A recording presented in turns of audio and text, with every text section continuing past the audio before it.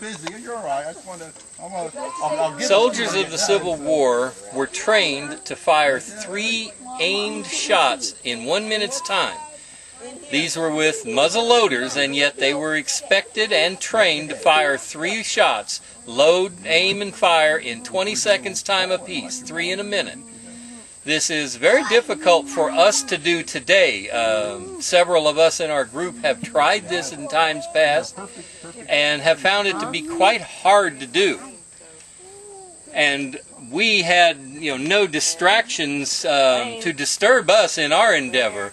So I have no idea how the boys in 1863 could do this in the midst of a battle, and yet they not only could but did with great regularity. They were very skilled at this. An 1840 Belgian smoothbore musket. This is a percussion cap weapon, smoothbore, firing a .69 caliber round ball.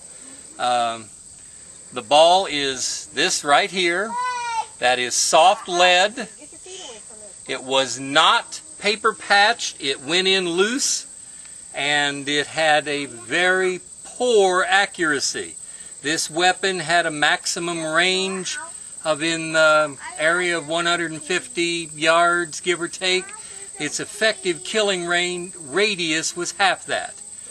In other words, if I wanted to pick you out of a crowd and hit you, you had to be less than 75 yards, or it would be pure chance that I might actually hit you.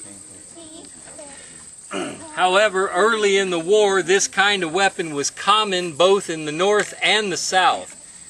As the governments of both nations began to enlist people for their armies, they needed weaponry to put in their hands, and they would take anything they could get. So the European nations sold these by the thousands to the United States and the Confederate government. And they were issued to troops in both theaters of the war, and most of the early battles of the war were fought with weapons of this style. The second weapon the sergeant is holding is a .50 caliber Kentucky long rifle.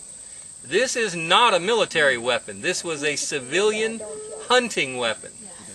But it was a very popular weapon amongst Southern troops who used it as a sniper rifle due to its incredible accuracy within its range.